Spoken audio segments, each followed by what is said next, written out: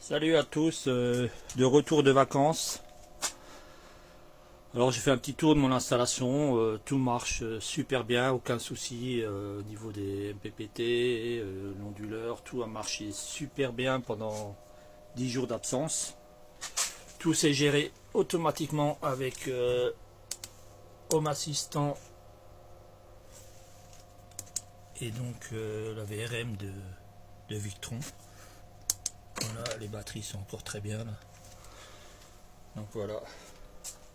Je fais un petit tour pour voir si rien n'a chauffé, si tout est bien, les câbles sont nickel. De temps en temps, il faut faire un tour pour voir si tout est bien, pour voir s'il n'y a pas d'échauffement au niveau de certains câbles, ça pourrait arriver. Bon là, comme je vous ai dit, là c'est pas fini, c'est du provisoire, vu que j'ai rajouté celui-là et j'ai modifié là aussi. J'ai rajouté aussi ce disjoncteur pour la batterie. Donc là, c'est voilà, c'est encore, c'est pas fini. Vu que je viens de rentrer de vacances, j'ai pas eu le temps de finir. Voilà, vous avez le multiplus de 10 kVA qui fonctionne à merveille. Là, je suis actuellement à 86% de batterie, 2700 de charge au panneau solaire, consommation 1975. Oui, je suis en train de charger ma voiture à 10 ampères. Donc voilà, tout se passe très bien.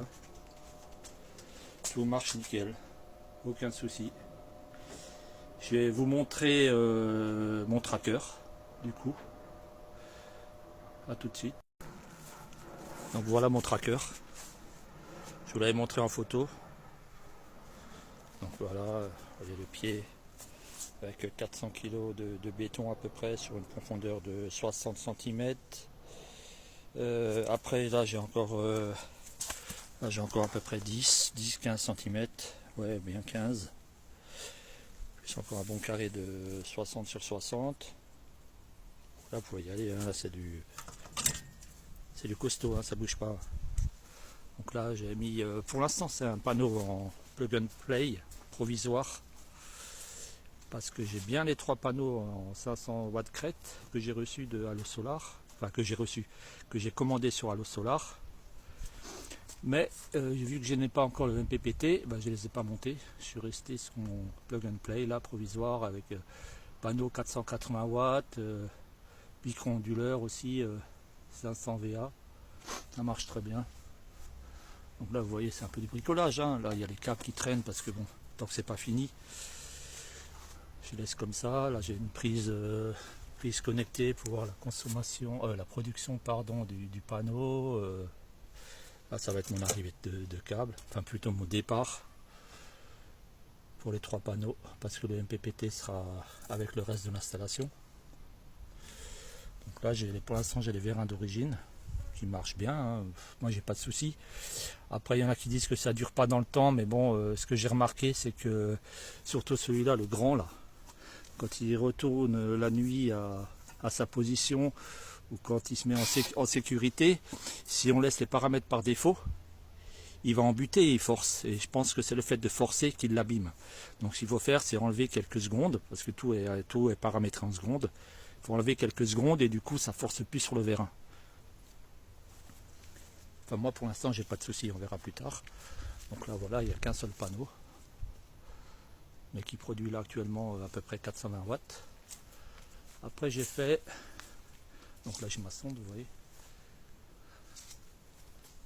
détecteur de luminosité. Après là j'ai l'anémomètre que j'ai fait en 3D.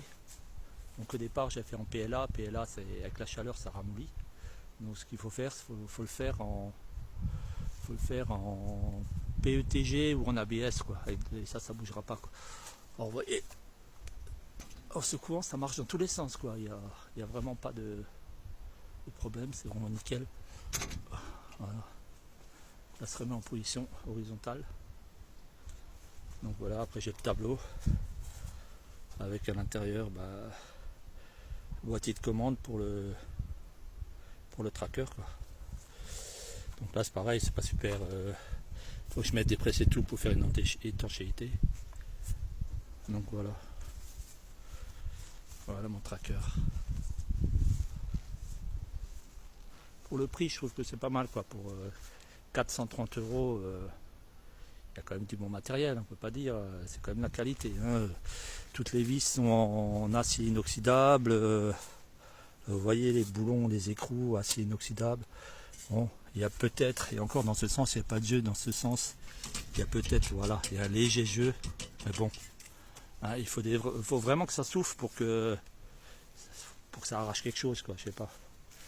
Il y en a qui disent que c'est fragile, mais bon, ah, bien sûr, ça bouge un peu, mais c'est rien, quoi.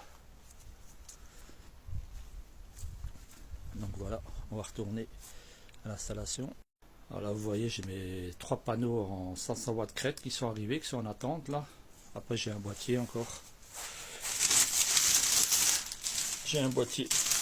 Si ça intéresse quelqu'un, il est à vendre celui-là. Mais bon, le problème, c'est que je ne fais pas d'envoi.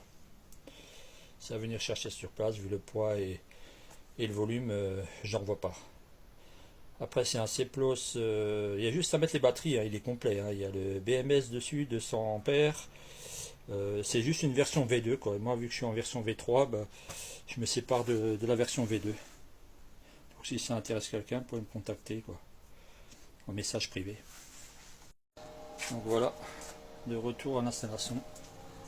Voilà, je consomme un peu plus, 3800, 3900 watts, parce que je pense que madame est en train de faire à manger sur la plaque à induction, donc automatiquement, ben, ça consomme, hein. Après,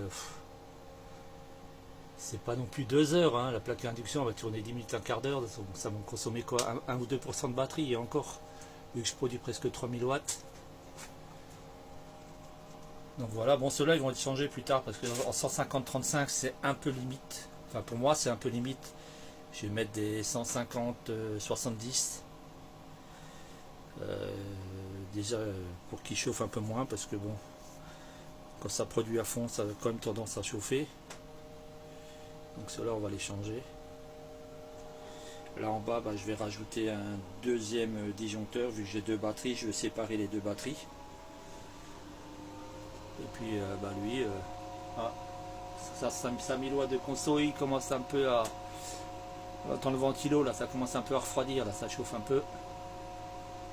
Mais bon, rien de méchant. 5000 watts, pour lui, c'est rien, quoi. Donc voilà, le Starbox avec tous ces câbles, ça commence à être bien complet. Donc là, il y a 2 voyants rouges allumés, mais c'est parce que j'ai pas les fusibles dedans, donc c'est allumé, mais en fait, là, il y a rien de grave, quoi. Et voilà. Donc on a fait le tour. Tout marche nickel après le retour de France. Aucun souci. Tout s'est bien passé. Après, j'ai pas eu de perte de production pendant les vacances parce que bon, mes enfants étaient à la maison, donc machine à laver qui tourne, chauffe-eau qui tourne, voilà, il y a tout qui fonctionnait, donc j'arrivais à 95-98% de charge, batterie maximum. Donc j'ai jamais perdu 1 kW de production en fait, hein. Je me suis toujours arrangé parce que je peux suivre achat Home Assistant, donc à distance avec mon PC portable. Et dès que je voyais que j'avais un peu, que j'arrivais presque à 100% de batterie, bah, je mettais quelque chose en route, quoi, soit la clim ou soit, enfin la clim, oui, soit la clim ou différentes choses, quoi, justement pour ne pas perdre 1 kW de production.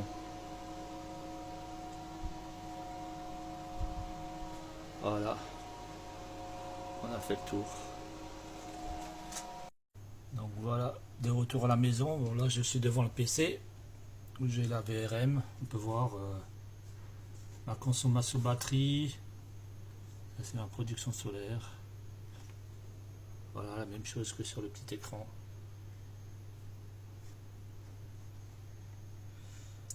Là, vous avez achat, Home Assistant donc. Donc vous voyez la production du Plug and Play. Ça c'est la production des panneaux. Bon, il y a un petit nuage. Consommation de l'onduleur. Le frigo. Voilà, la clim est arrêtée, chauffe-eau arrêté, la vaisselle arrêtée. Machine à laver arrêtée. Et ça c'est ma consommation du garage extérieur. Donc là c'est mon serveur, j'ai un serveur qui tourne, là c'est la consommation du PC. Ça c'est pour me dire que je suis en solaire. Puis après voilà, vous avez encore toutes les différentes choses, quoi. Les volets roulants aussi. Tout est commandé par mon assistant. Bonne journée.